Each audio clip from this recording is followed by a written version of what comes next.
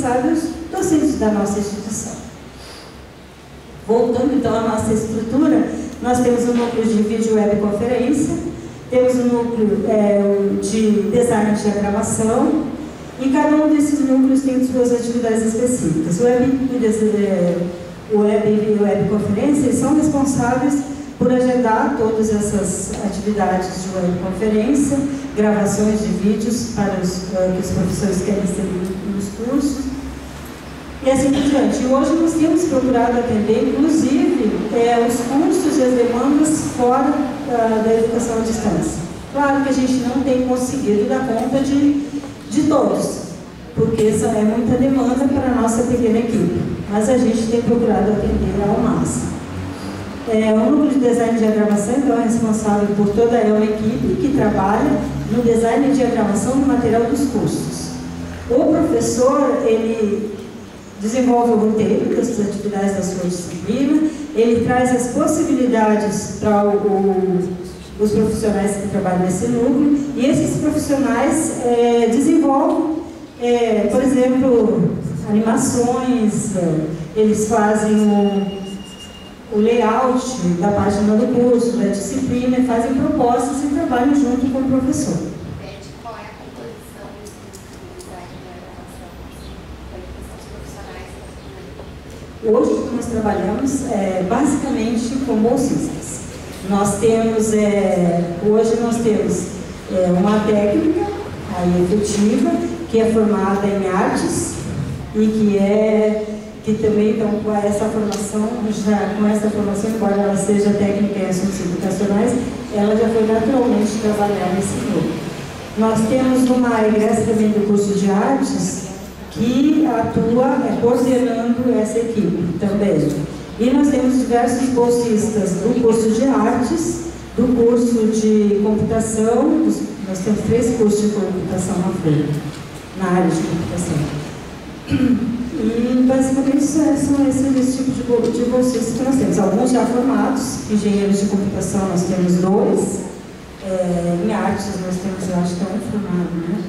E muitos bolsistas então que trabalham na área.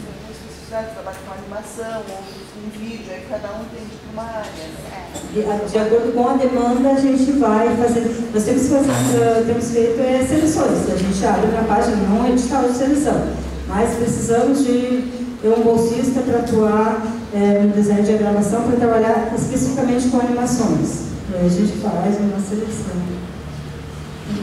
Eu acho que, assim, nós tivemos uma discussão lá na diretoria de educação à distância, na CAPES. Nós estávamos numa reunião, porque eu faço parte também do grupo de trabalho que discute os parâmetros de financiamento, porque o nosso fórum ele tem uma presidência e alguns grupos de trabalho.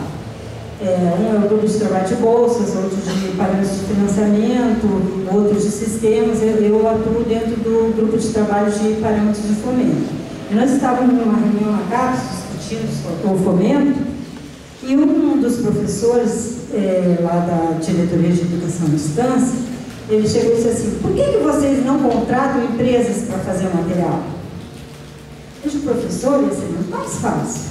Se você não der um recurso, a gente contratasse uma empresa.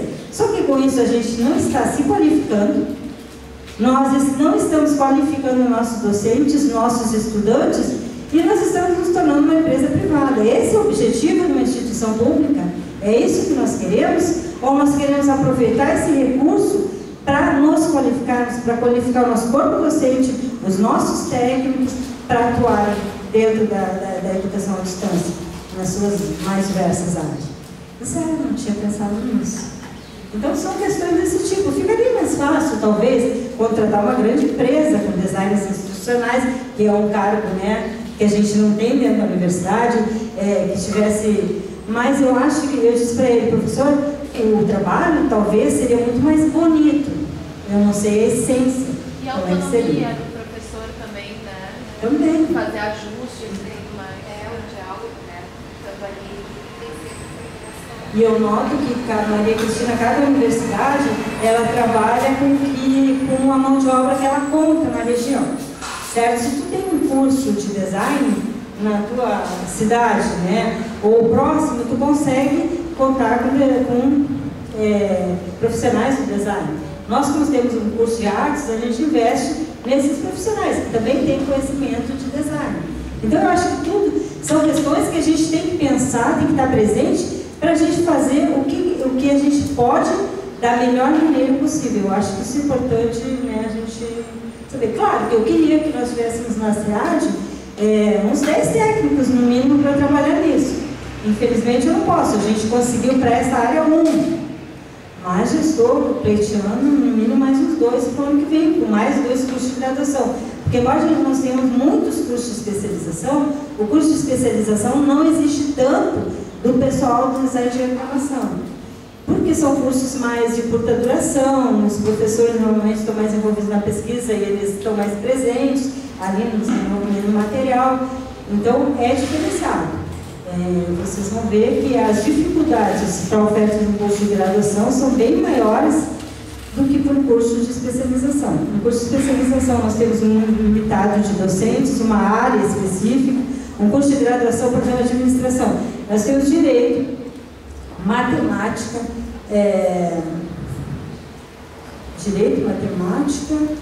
tinha mais áreas, tinha contábeis.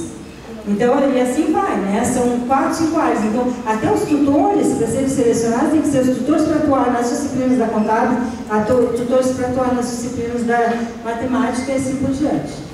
Bom, seguindo os núcleos, nós temos o núcleo de tutoria, então, que trabalha com essas questões junto aos tutores e professores, integração dos mesmos, o núcleo de estudantes, o núcleo de polos, que é muito importante também, que é para fazer essa integração com os nossos parceiros, porque eu digo que o curso só tem sucesso, não basta termos bons cursos, bons docentes, nós temos que ter um polo que tenha estrutura e que seja envolvido adequadamente. Então, nós temos que fazer um trabalho muito grande de parceria, agora a gente estava conversando, né, Maria Cristina, em fazer as parcerias, como é que a gente faz? Primeiro, nós recebemos as demandas, nós vamos ao polo, marcamos uma reunião com o coordenador do polo, com o prefeito, secretário de educação e procuramos conhecer a realidade do município e o envolvimento dessa administração com a oferta dos cursos à distância. Aí, após verificarmos a estrutura física e o interesse político, nós começamos a fazer a articulação de parceria. Nós procuramos não ter um número excessivo de polos. O nosso interesse é trabalhar bem naqueles polos que nós temos. Nós iniciamos, para vocês terem ideia, com 5 polos. Nós definimos, inclusive uma orientação da administração da universidade, onde nós já tínhamos alguns municípios parceiros, e nós iniciamos com aqueles municípios. E eram aqueles municípios que nós atendíamos, embora a demanda fosse muito grande. Quando nós vimos que nós tínhamos condições de estender um pouco mais, nós fomos, aos poucos, integrando novos parceiros. Hoje nós contamos com 14 polos que nós atendemos nos diversos cursos. Mas nós procuramos em cada curso ter no máximo 5 polos. Porque nós achamos que dessa forma, para fazer as visitas, os encontros presenciais, isso facilita bastante. Nós sabemos, claro, que isso é uma questão da forma como cada instituição se organiza, mas tem instituições que têm 23 polos. É bastante complicado. Deve ser outra forma de trabalho que eles têm. Outra metodologia, correto? Então, nós temos também o núcleo de revisão, que são pessoas formadas, né, que trabalham na revisão, tanto do material impresso quanto das páginas. Nós temos o núcleo de professores, que então trabalha junto aos professores nas questões de capacitação, e é uma dificuldade que nós temos, gente. Docentes. Nós temos docentes ótimos dentro das nossas universidades. Só que muitos não entendem que na EAD nós temos especificidades. Nós tínhamos num curso um professor que ele é maravilhoso. Ele chega em sala de aula, ele dá um show. Os alunos amam ele quando ele dá aula. Porque ele tem 300 projetos, 300 pesquisas. Então é aquela pessoa que ele não nem prepara mais a aula muitas vezes, sabe? Porque está tudo aqui. No presencial ele consegue dar conta do recado. Porque ele chega lá e flui, ele se comunica com os alunos e as coisas acontecem. Só que quando ele começou a atuar no curso à distância, a gente abriu o curso, a disciplina dele e nada. Professor, cadê? Não, mas tudo bem. Tipo, não, mas professor, um diálogo acontece com o estudante à distância pela disciplina que está lá no ambiente virtual. pois é, vou fazer, e a coisa não... Gente, abriu um curso, abriu uma disciplina e nada. Então foi um pavor. Conseguimos, colocou o material, porque competência ele tinha. O problema é que muitas vezes eles não têm, não sabem que precisa ter essa dedicação anterior ao início da disciplina, certo? Quando ele foi, os alunos reclamavam muito do material dele. Quando ele foi no curso para os encontros presenciais, os alunos se apaixonaram por ele. Entende? Mas ele não tem o perfil para um curso à distância. Tivemos uma discussão até que surgiu no nosso projeto de curso à distância, né? Se faz encontros semanais ou uma prova e tal, né? Foi bem fervoroso, acho que a gente ainda não chegou no consenso, né? Embora esteja refletido no projeto uma ideia geral dos encontros presenciais. Eu, particularmente, acho que o ideal seria que uma vez por semana houvesse, especialmente com um professor que tem um perfil dinâmico e para criar aquela identidade do grupo, olho no olho, para minimizar a evasão. Há uma outra ideia de que esses encontros aconteçam apenas na avaliação. Então, eu queria só aproveitar a tua experiência, né, de pensar, porque são muitas possibilidades, né? O que tu acha que dá certo em termos de encontro presencial? Existem diversas vertentes. Eu acho assim, que o ideal, talvez um dia a gente chegue lá, Amanda, seria nós termos cursos à distância mesmo, onde a gente aproveitasse todas essas tecnologias da webconferência, etc., para realmente ter aulas e poder se comunicar direto. Só que hoje nós não temos essa estrutura. Nós não temos a estrutura física e nós não temos a cultura. Então eu acho que num trabalho de construção, a gente tem que ter fases, metas. Eu acho que a primeira meta, e eu acho que essa a gente já está quase vencendo, era de mostrar que a educação à distância pode ser sim de qualidade e que nós temos condições de oferecer cursos à distância. Eu acho que essa é uma meta que a gente está vencendo. Para isso, a gente precisa muito do olho no olho, da conquista, a conquista dos professores e a conquista dos estudantes. Então, nós chegamos ao meio termo. Dentro da universidade, nós temos feito no mínimo 2 encontros presenciais por disciplina, tá? Sem contar a avaliação, nos cursos de graduação. O professor vai, um pouco depois ele coloca o material, inicia a disciplina, né? A não ser numa primeira disciplina do curso, o encontro presencial é feito no primeiro dia. Nos demais semestres, o encontro presencial é feito depois do início da disciplina. A disciplina é colocada no ar e o professor agenda, ele faz um calendário de visitas. Nós recebemos dos coordenadores de curso já um calendário de encontros presenciais do semestre. O estudante já sabe. Então, o professor agenda um encontro presencial que é no período inicial da disciplina, onde ele vai falar da disciplina. A gente diz, a apresentação, aquela coisa mais informal, coloca um vídeo no Moodle, faz uma webconferência. Para ir lá no polo, no primeiro encontro presencial, é para tratar da disciplina. É para já procurar aprofundar as questões que afligem o estudante, que ele quer o professor ainda. Ele ainda quer ver o professor. Então, depois, próximo do final da disciplina, o professor vai novamente, em cada encontro vai o professor e o tutor. Normalmente tem um tutor por polo.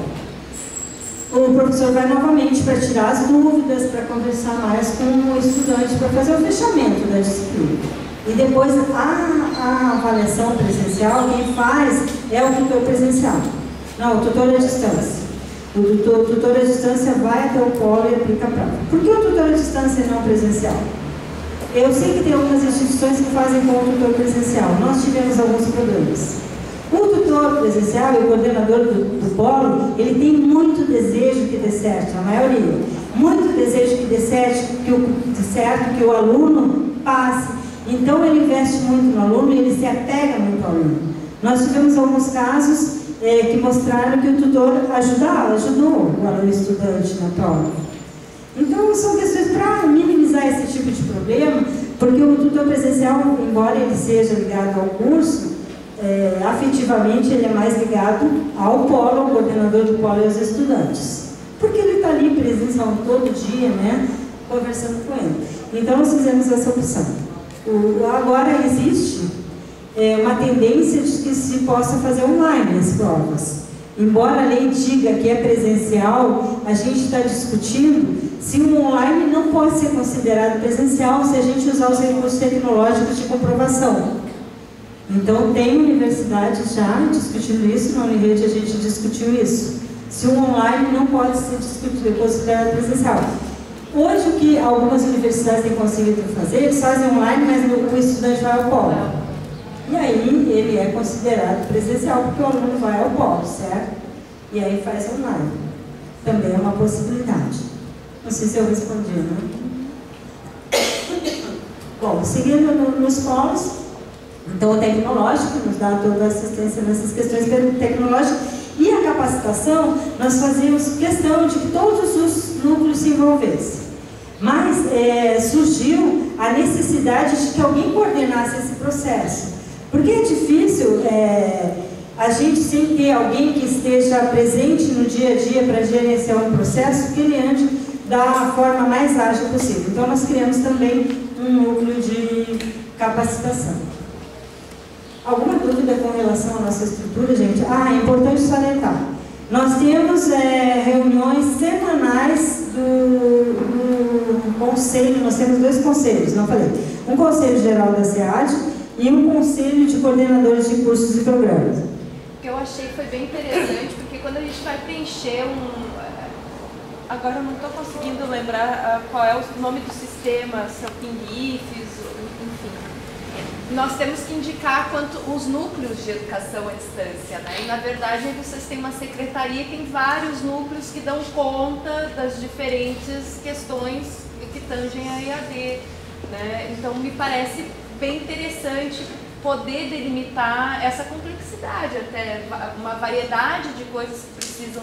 Eu adorei enxergar tudo isso nessa imagem, né? E às vezes você fala de um núcleo de educação à distância, mas ele precisa dar conta disso tudo, né? Então acho que dessa forma ficou. É difícil delimitar. Pode ver que a gente colocou linhas pontilhadas para mostrar que não existe uma separação, né? Eles trabalham de forma integrada. Mas precisa pensar nisso tudo. Mas tem que ter alguém que está mais voltado, por exemplo, às questões do estudante, outro que está mais voltado às demandas tudo do SEAD. Tudo é SEAD. E aí as células de fora, a gente representa, por exemplo, as coordenações de curso, as coordenações de polo, são as outras células ou as outras unidades da universidade às quais a SEAD é ligada. O que eu percebo assim que a nossa coordenadoria hoje não tem uma estrutura de pessoal que dê conta de uma série de coisas que estão colocadas aí. Né? Eu penso, por exemplo, que a gente pode dialogar com a assessoria de comunicação, que a gente pode dialogar com a NTI, que é o caso do Patrick que está aqui, né, participando. Então, eu penso que a gente ainda precisa entender melhor como é a configuração na Por exemplo, o tecnológico, ele que faz todo esse diálogo com o nosso NTI lá, que seria uma célula externa, certo? Mas o pessoal do tecnológico que leva as demandas. Por exemplo, a nossa rede interna tem problemas lá dentro da universidade, que a gente está tentando resolver. E isso tudo é intermediado pelo núcleo tecnológico, porque a gente não consegue estar em todo lugar todo tempo. E essa estrutura tem dado autonomia às pessoas de resolverem demandas mais específicas, entende? E nós temos então esses 2 conselhos. Um é o Conselho Geral da SEAD, que ele é formado por um representante de cada núcleo, mas todos os docentes, já que nós não temos um número muito grande, mas a gente delimitou em 8, parece, não me lembro de cabeça, os docentes vagas EAD, mais todos os técnicos lotados na SEAD. Existe uma limitação para não ter um número muito grande de pessoas. Essas pessoas se reúnem semanalmente para discutir as políticas e as demandas da EAD que estão acontecendo. Então, nessa semana surgiu a demanda de um curso de formação dos professores da pedagogia. Então, se leva lá para discutir essas questões e a gente deliberar. Esse conselho ele não é deliberativo, ele é consultivo, mas eu tenho procurado sempre considerar as opiniões, né, e o que emerge desse grupo, porque é esse grupo que está fazendo a EAD, certo? Então a gente procura trabalhar dessa forma cooperativa. E nós temos também, esse grupo então se reúne semanalmente. Não sei que tem algum feriado, alguma algum problema, mas as reuniões ordinárias são semanais. E nós temos um conselho de coordenadores de cursos e programas que se reúne mensalmente. E esse conselho discute as demandas do curso. Então, o nosso curso está tendo muito problema com a webconferência, por exemplo. Então, vamos resolver o meu também. Então, existe aquela troca de experiência entre os coordenadores dos cursos e cria um vínculo maior desses coordenadores com a Secretaria de Educação à Distância, um comprometimento maior dessas pessoas. E isso tem nos auxiliado a trabalhar dessa forma integrada. Eu noto muitas vezes quando eu vou nesses encontros que alguns coordenadores de curso não gostam muito do coordenador lá dentro. O secretário de Educação à Distância muitas vezes eles nem conhecem. Na nossa universidade existe um relacionamento, não sei se todos gostam de mim, não estou dizendo isso, mas existe um relacionamento, porque vocês me conhecem e a gente discute as questões que surgem no dia a dia dos cursos. E eu acho que isso é importante, criar esse vínculo e atender as especificidades desse grupo, certo? E a gente tem tido bons resultados. Com os coordenadores de polo também, nós não temos um conselho, mas nós temos toda essa parceria, porque o núcleo, eu acho que eu falei do núcleo de polo, ele faz essa integração e eles fazem as visitas. No início eu que fazia a visita e a Marisa ia quase sempre comigo, então chegou um ponto que não dá mais. Cara, tem algo que a minha saúde não está deixando, né? Meu tempo não está, não tem só 24 horas esse projeto. Não sei o horário, né? Bom, então pode passar, por favor. Aí o resumo da convergência que tem acontecido então na universidade. Esses números já estão desatualizados, eu tinha atualizado na minha apresentação aqui, essa é uma outra apresentação que eu estou usando.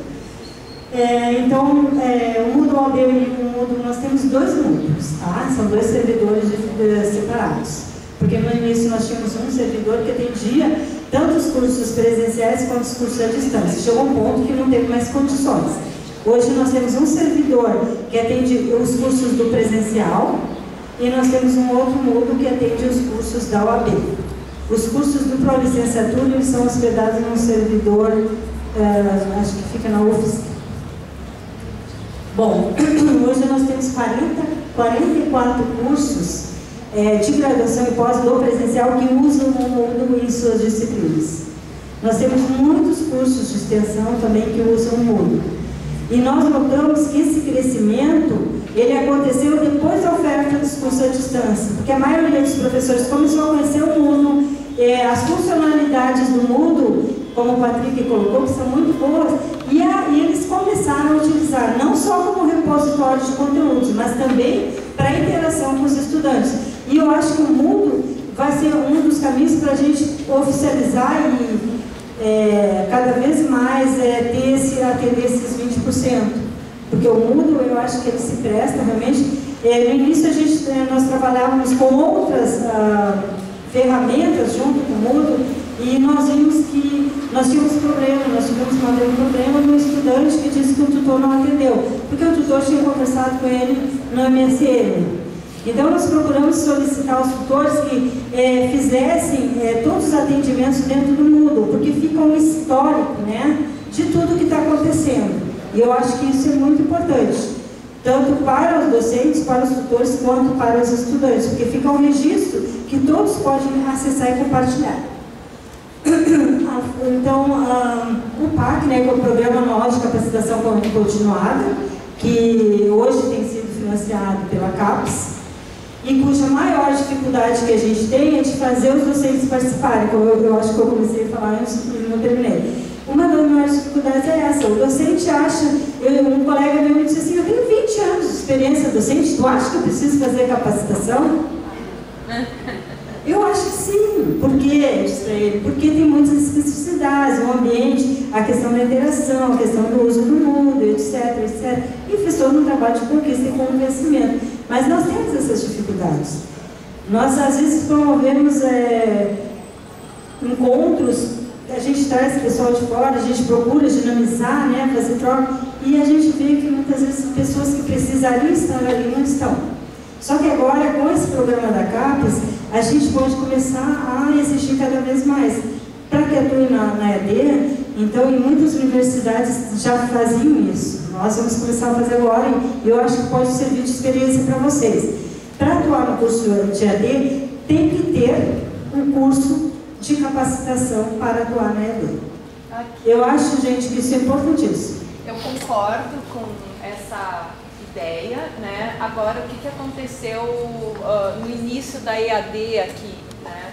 Foi colocado, será que a gente deve colocar neste momento isso como um requisito para que as pessoas façam extensão EAD, se envolvam com os projetos e não vai acabar criando, né, uma barreira para que a EAD... Mas eu acho que no momento que a gente está hoje, principalmente com esses 3 projetos já, né, esses grupos pelo menos deveriam, né, ser capacitados. Mas e assim, passar Amanda, eu pelo... vou te dizer a nossa experiência, nós pensamos exatamente o que tu está dizendo. Mas eu concordo. A gente tem que conquistar, não vamos forçar, aquela questão toda do início.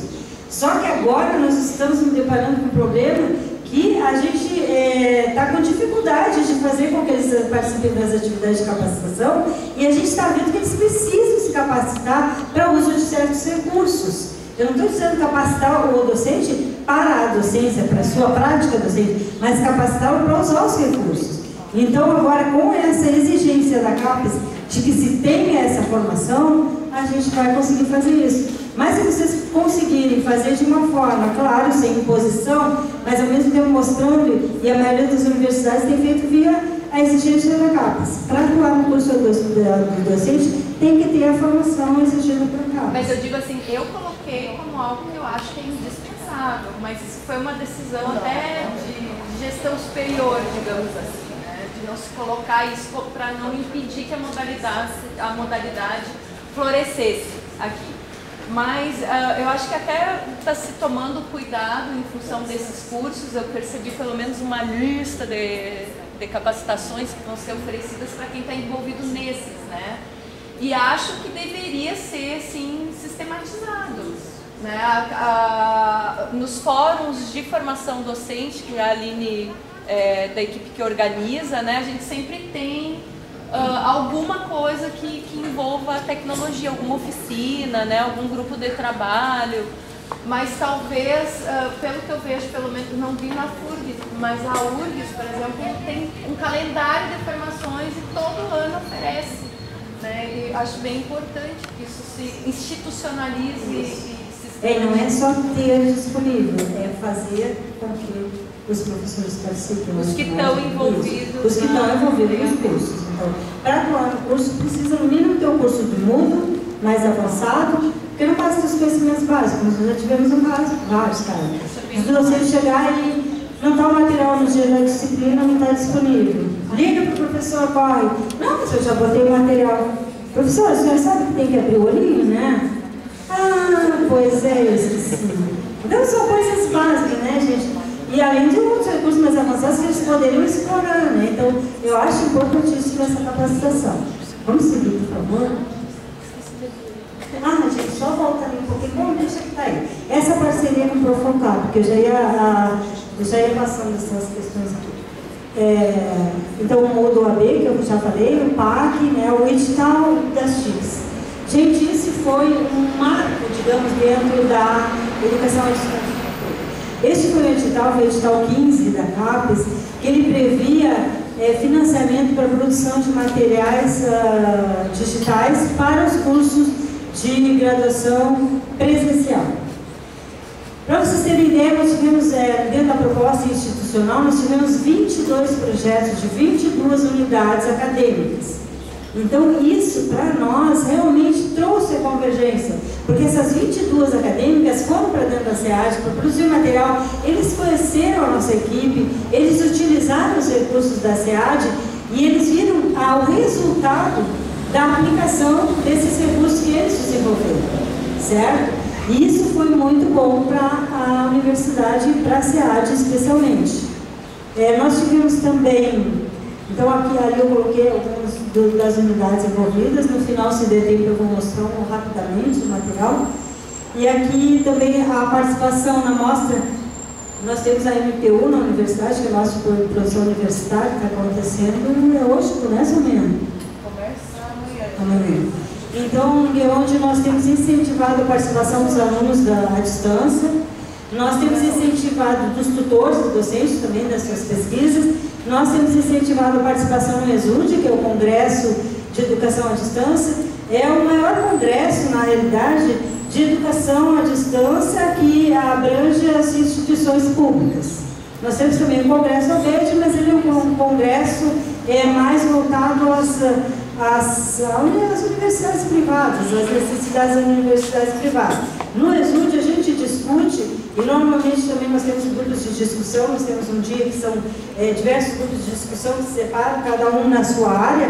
Por exemplo, um discute institucionalização, outro discute produção de material, e depois a gente monta o que a gente chama de uma carta do encontro. Então, em cada encontro, por exemplo, nós tivemos em Recife, nós fizemos agora a carta de Recife, em Minas a carta de Ouro Preto, e assim por diante, porque é interessante, porque a gente vai vendo nessas cartas a evolução que a gente tem tido. Por exemplo, nessa última carta, a gente sempre parte da carta anterior, correto? Para fazer a nova carta. E a gente viu que muitos daqueles itens, eles já não tinham prioridade para a gente. Que na realidade a gente estava precisando de outras demandas. E essa carta normalmente é enviada para o Ministério de Educação, também para as nossas reitorias, para eles terem conhecimento do que a gente está fazendo, mas é principalmente MEC, CAPES que a gente envia para discutir. E a gente teve uma referência esse ano aqui, que foi o CDAD da FURG, né, aqui para o nosso estado, e que a gente torce que continue sendo realizado lá pela FURG, porque virou uma referência, apesar de ser o primeiro, né, foi um espaço de troca bem importante, que eu, pelo menos, julguei, como o ESUD e como o Congresso da BED para o âmbito nacional, um congresso no âmbito regional, e que foi apresentado e a gente espera que seja. Então já fica o convite, Ariel e pessoal, o nosso segundo CDAD, ele vai se realizar de 6, 7,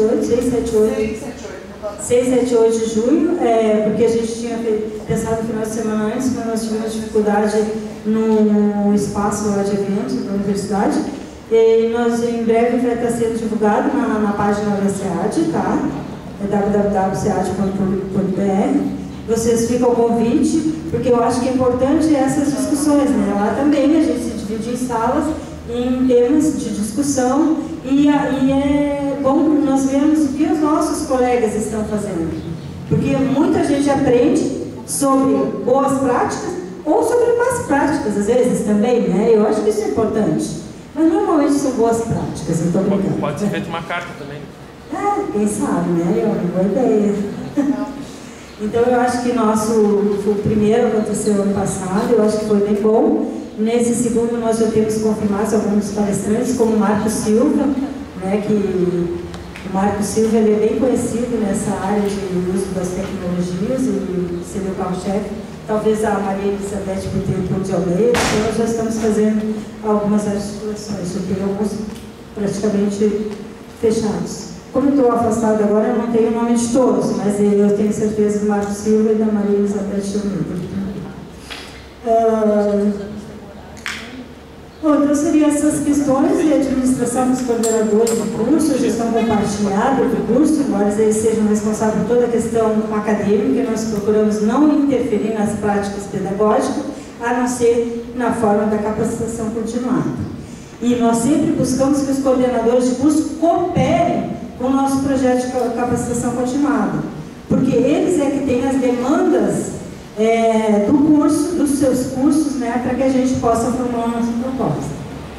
E essa parceria no Profocap, então pode passar, o Profocap é um programa de formação continuada na área pedagógica da nossa universidade.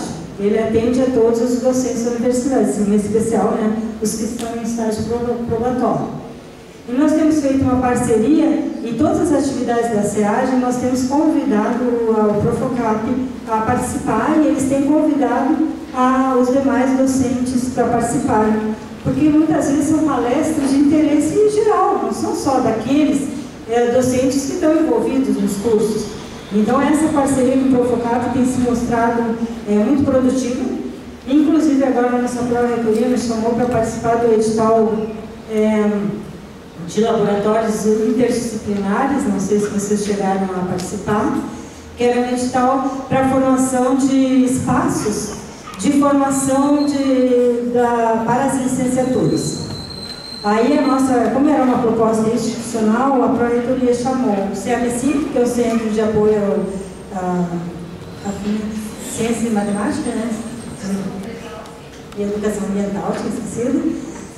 Chamou o LIPED, que é o laboratório também para as licenciaturas de materiais pedagógicos, e chamou a SEAD para contribuir nessa proposta do edital. E a nossa contribuição foi propor que a SEAD se configure num espaço de formação dos professores das licenciaturas para a produção de material multimodal, como a gente tem falado, não só digital, porque agora nós pretendemos começar a trabalhar com a rádio web, além da webconferência, além do ambiente virtual. Então agora nós queremos, com esse edital, nós vamos poder investir mais nessas outras modalidades, não apenas no material digital, mas também nesses outros tipos de materiais. Então isso tem sido bem interessante. Ao mesmo tempo, quando eles vão trazer algum evento, algum tipo de formação, eles nos convidam. O Profocap ele fica dentro da Pró-Reitoria de Graduação. Vocês devem ter algo desse tipo, né, Maria Cristina? Porque isso eu acho que é uma questão obrigatória, né? Talvez não chame de Profocap, mas é uma... A Aline pode... de apoio pedagógico. Coordenadoria de apoio pedagógico. Eles têm projeto de formação de professores, né? E de EAD, que eu posso indicar que todo início de ano tem um espaço de formação para todos os docentes, ingressantes ou que já estão há tempos.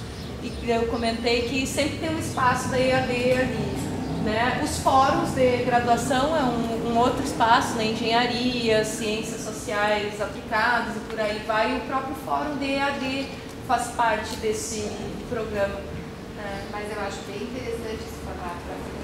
Acho que a gente pode até pensar, assim, eu aproveito para provocar ali a equipe da Coordenadoria de Apoio Pedagógico, para a gente buscar uma aproximação. Não vejo como não estar vinculado assim. Porque os esforços todos que a gente fazia dentro da SEAD para fazer, né, oficinas ou outras atividades de formação, trazia palestrantes de fora e ficar restrito só aqueles professores da SEAD, a gente dizia, mas isso é uma judiaria, né, gente? E a gente poder propiciar essa formação a todos os docentes interessados.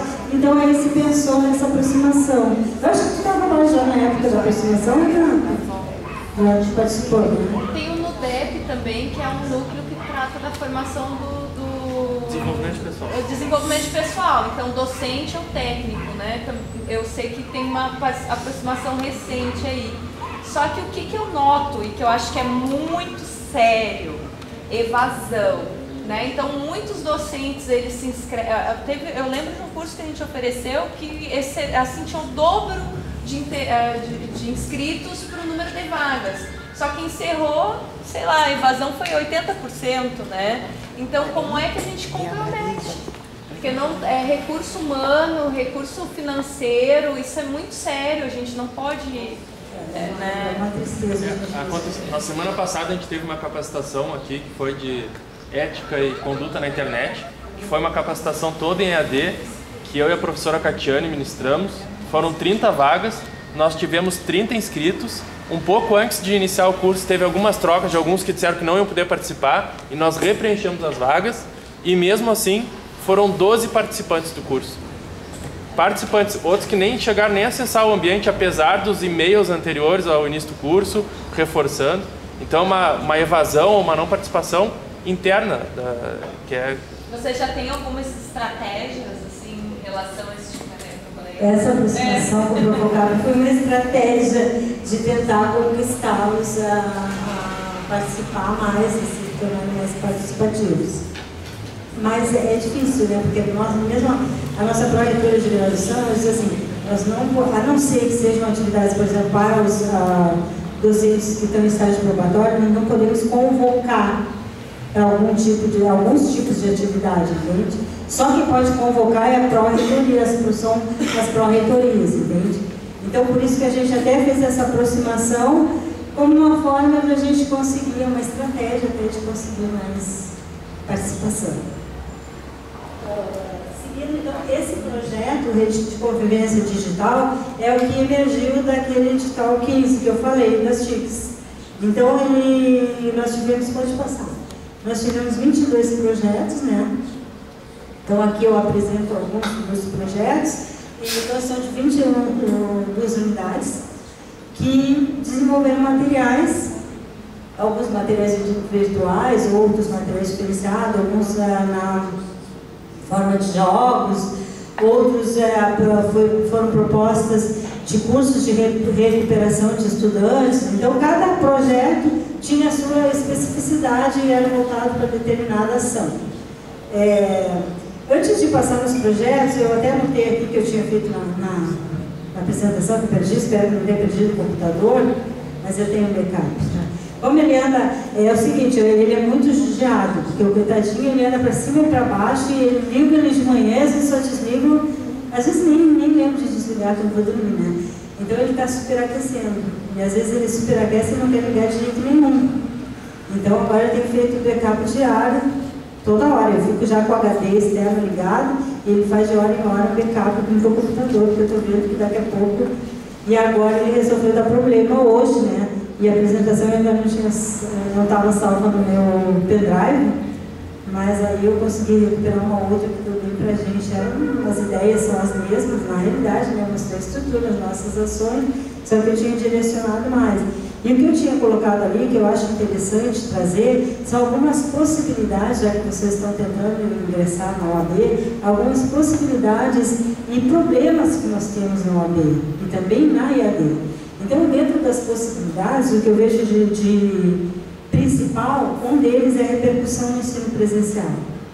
Gente, isso eu ainda não fiz uma pesquisa realmente científica, mas alguns docentes já estão iniciando. Os professores que participam dos cursos à distância, eles mudam muitas das suas práticas no ensino presencial. E uma delas é a utilização de um ambiente virtual, uma maior discussão com os estudantes.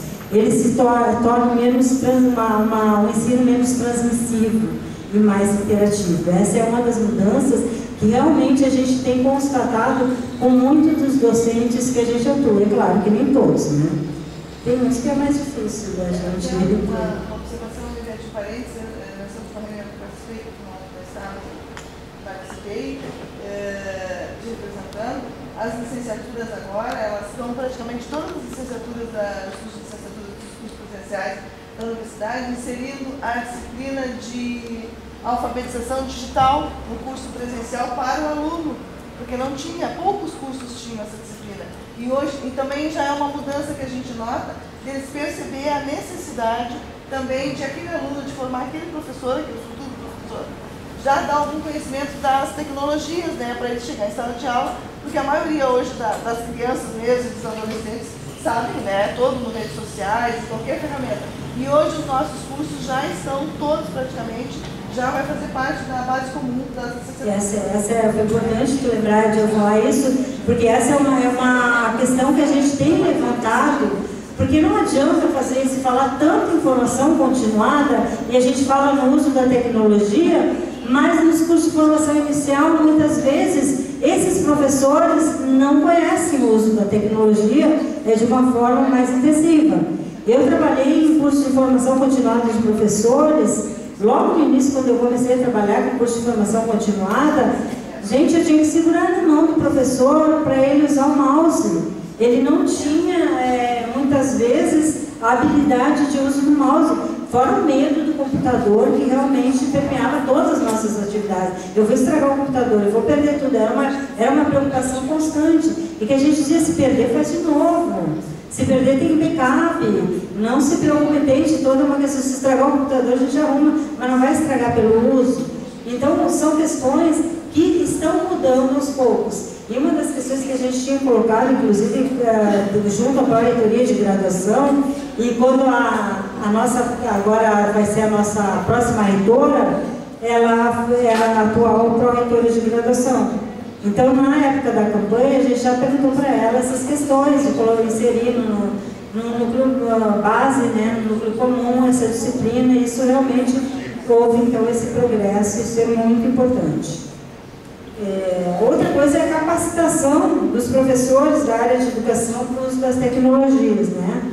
Eu acho que com a entrada da OAB e com os recursos, a gente tem conseguido aos poucos, não é uma caminhada fácil, é uma conquista diária, mas nós temos conseguido capacitar muito dos profissionais que atuam dentro da universidade. A convergência do ensino presencial e à distância é uma meta, e a ideia é que se chegue ao fim dessa distinção. E como disse o Ariel, a gente trabalha em prol da educação, usando o ferramental, né, e algumas metodologias adequadas para trabalhar à distância. No futuro, a gente espera que a gente tenha alguns alunos que façam algumas disciplinas, por exemplo, alunos com possibilidade de vagas à distância no curso presencial. Por exemplo, o aluno tem que fazer uma determinada disciplina que ele possa cursar à distância aquela disciplina, então, específica. Então, são coisas que a gente vai construindo e pensando, claro, no que nós temos que fazer para chegar a esse patamar. A interiorização, eu acho que isso realmente é uma grande possibilidade que a gente está trazendo para esses municípios. Nós temos visto, gente, relatos nas formaturas. Nós fizemos um vídeo na universidade que eu deveria ter trazido para mostrar para vocês, são pequenos vídeos. E nós tivemos alunos, tinha uma que era merendeira da escola.